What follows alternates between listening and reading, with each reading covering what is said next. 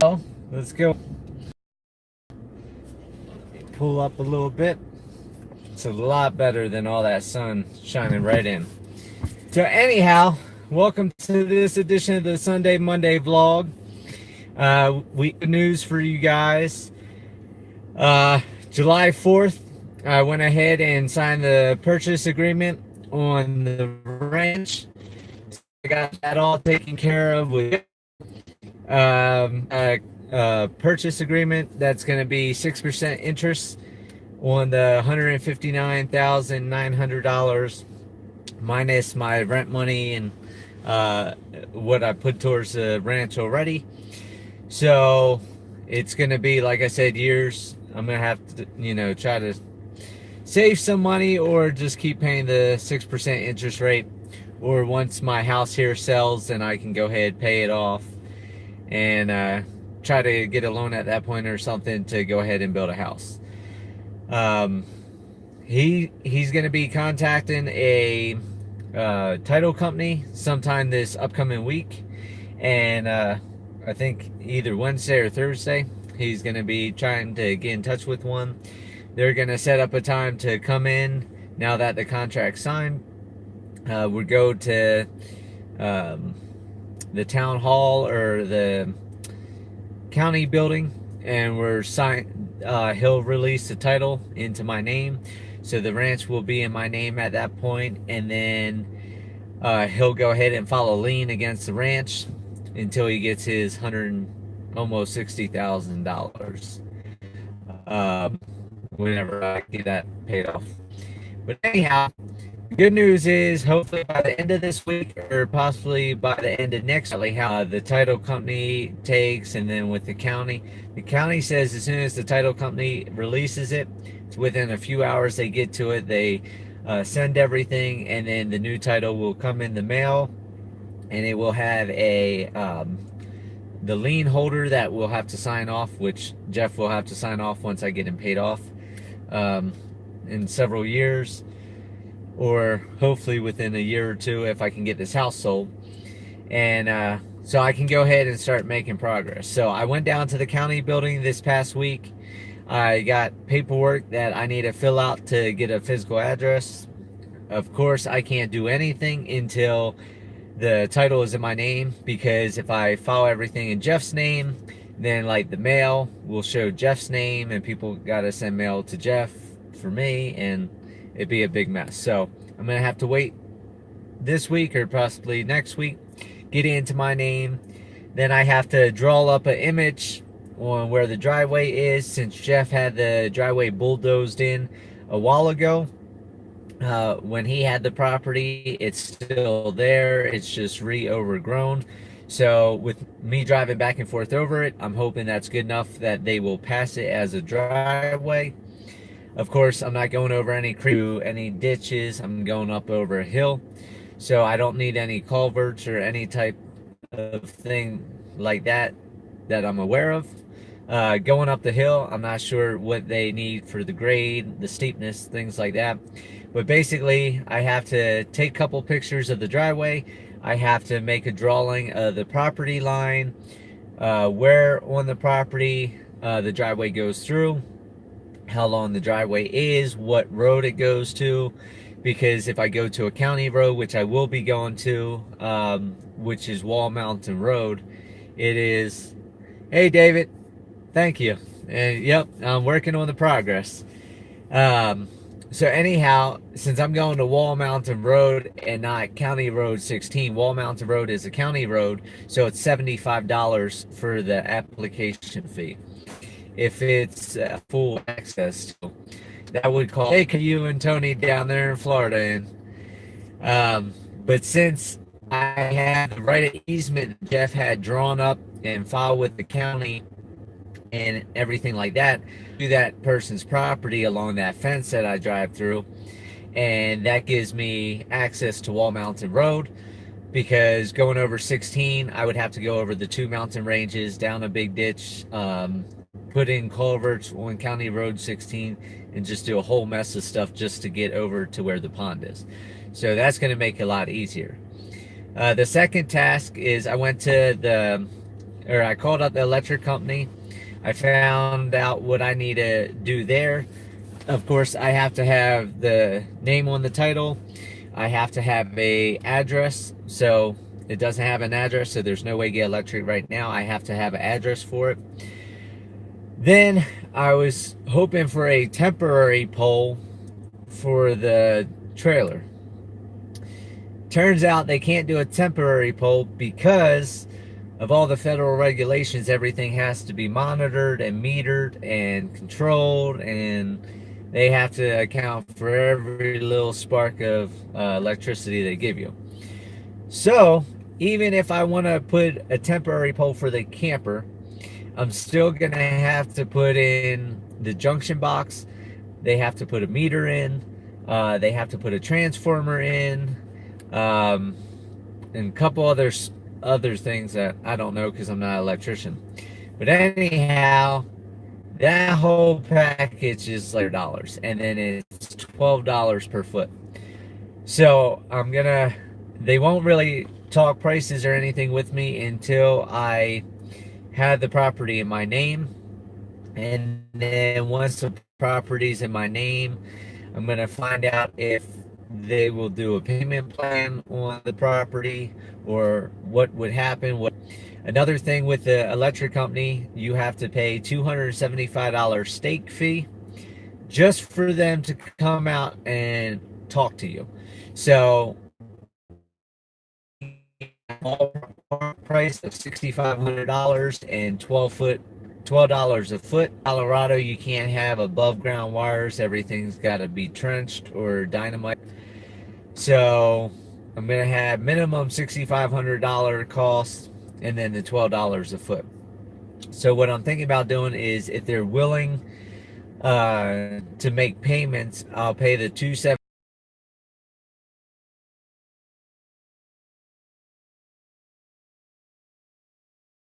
towards the cost of putting the electric in. If I do not do it at that time, they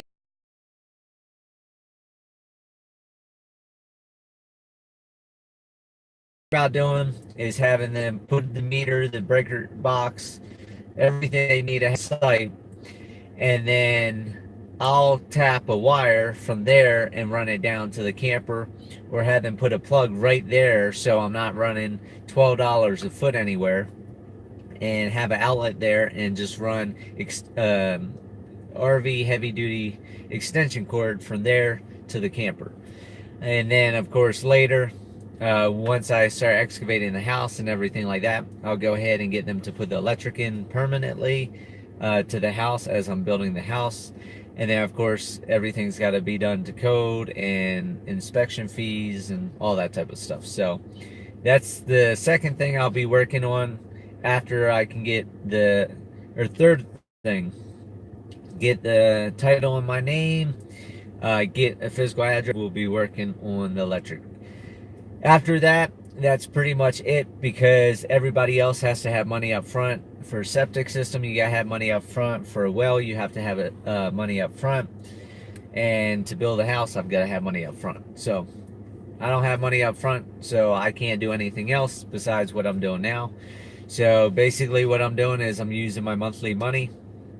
I'm going to keep putting money into fence. I'm going to put some into cinder blocks and stuff to get things going, to get shelters built before winter, get the fencing done. So hopefully I have a bigger area for the animals come winter, so I can at least get the goats out where the pigs are, because they got the ground almost down to dirt. Very little vegetation in there, and I don't want to lose the land from overgrazing. So I'm going to be working on that. This past week, I got the front gates installed, cemented the other posts. I got roughly 200 feet, 6-foot no clean, and then I cleaned out the parking lot area. I pulled everything out and got it behind the gates. And then this upcoming week, I'm going to be moving everything to the need up front, so that way when people come and visit the ranch or stop by or anything else, I don't have a bunch of clutter. It's not an eyesore. I want to try to get everything prepped and ready, because this winter I'm renting heavy equipment. And then come spring, I'll rent an excavator loader, and I want everything out the way so I can go ahead and put the parking lot in, put the driveway smoother all the way through, excavate the house, finish the day, and start bulldozing the ranch. It's the farm area that I'm going to do. So I don't want all this stuff all piled up and becoming a problem where I have to move it when I have heavy equipment. I want to be able to get the heavy equipment, get everything done, get everything flattened, return the equipment, and then go ahead and start putting rock down to cover up mud and dirt and dust and everything like that. And then of course next year I'm going to try to plant at least another 10 to 20 fruit trees. I'm hoping next year I'll have a whole list of stuff that I'm going to be working on over next several, figuring out my plan. Hi, Desert Living. Nice to see you guys in here again. And it's just, I'm running out of time. And the scary part right now is between my house and the ranch. Coming home yesterday, I just noticed there's 24 trees or so, give or take 2 or 3 trees. But about 24 trees that have yellow patches up at the tops of the trees. And that's not a really good sign, because that happened back in 2011 when I moved out here. And it snowed the last or the first week in June was the last snow. I started coming out here working on Hummingbird in May. I signed June 6th, and I think it was June 5th, the day before I signed, that we got hammered with snow out here.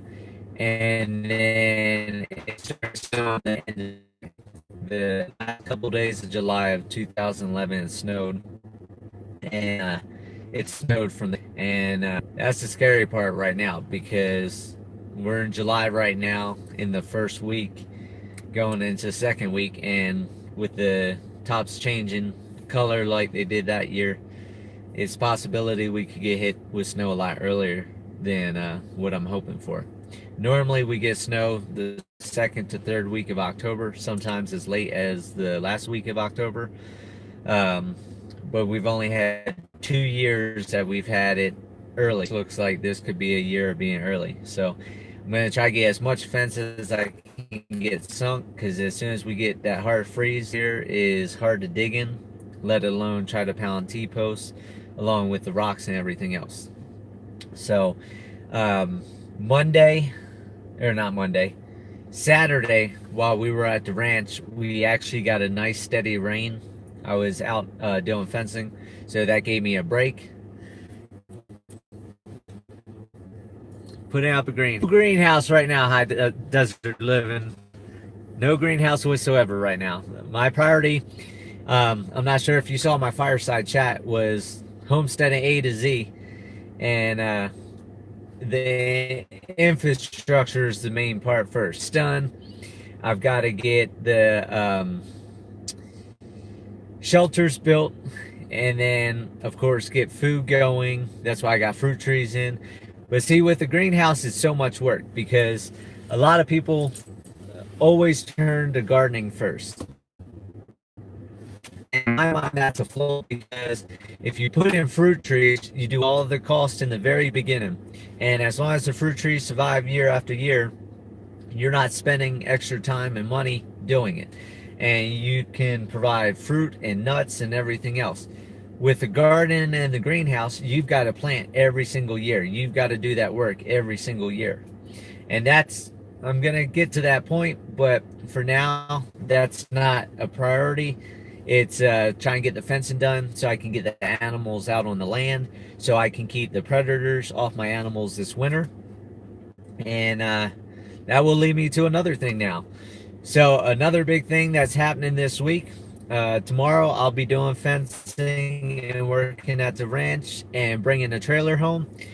And I'm bringing the trailer with the wired sides on it, So for those of you that know, I'll be bringing some animals.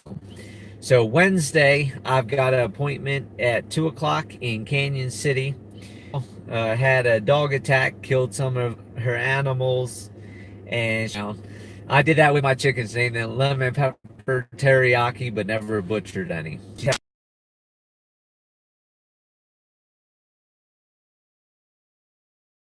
But with the two, oh, I know it's a joke. I joke about it all the time too. That's the best names to get them. Uh, but if the 1-year-old buck or the new buck that was born this year is intact, like she says,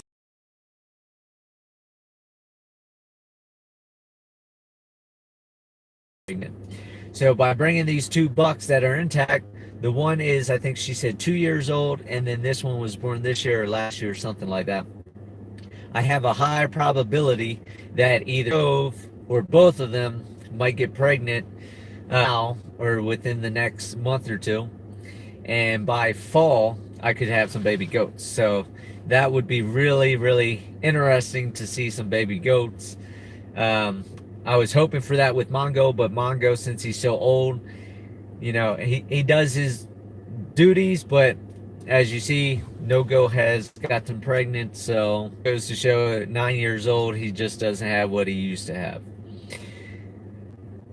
Some breaking news that I might be having. Yesterday or day before, I always check a pregnant animal, or what I think is pregnant animal's nipples. And Minnie's nipples, my Anatolian Shepherd, started getting large again. And either yesterday or day before, I squeezed her nipples and little bit of first milk's coming out. So it says it can take up to 9 days or so. So of course, you know me, I don't time anything. I let nature take its course. If they have babies, they have babies. If they don't, they don't. But it looks like a good possibility. Her stomach is starting to fill out a little bit. Oh, I'm not taking in a llama. So you don't have to worry about that. No llama here. Nobody's spitting on me. I do, however, plan to get peacocks and emus and some other animals. So that's basically what's going on. Getting fencing done, getting everything organized with the ranch, getting mini mice. So maybe by next Monday, when I do the next Sunday Monday vlog, I might have a little bit of video of some puppies, if we have puppies. If not, I'll let you know she still hasn't had babies. And of course, I'll update you Wednesday. If the goats, I'll do a live video before I leave Canyon with the new animals loaded up. And if they don't have names, I'll let you guys see what they look like, and you can pick out names. Well, llamas are a good guard animal, and another good one is a donkey. And I do want to get a donkey. I'm looking eventually, when I have the money, I would like to get a horse or 2 horses. And I have a lot of people on Facebook looking at my products, because I just started a products page on the website, homesteader.today. And they're asking me, in the meat section, there's only pork. If I'm going to be bringing in cows and different animals, and I will be. What I'm looking at for beef is the Highlander Scottish cows. I did an Ancestry DNA years ago and found out I'm 58% Scottish.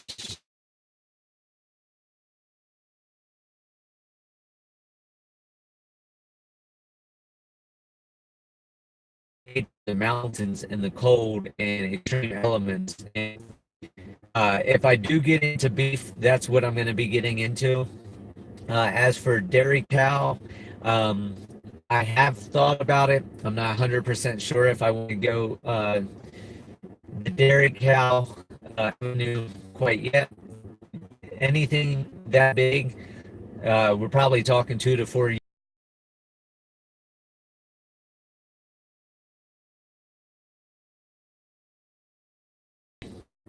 Cows, horses, donkeys, they eat so much. And here in Colorado, for those of you that you need like 10 to 20 acres per cow, because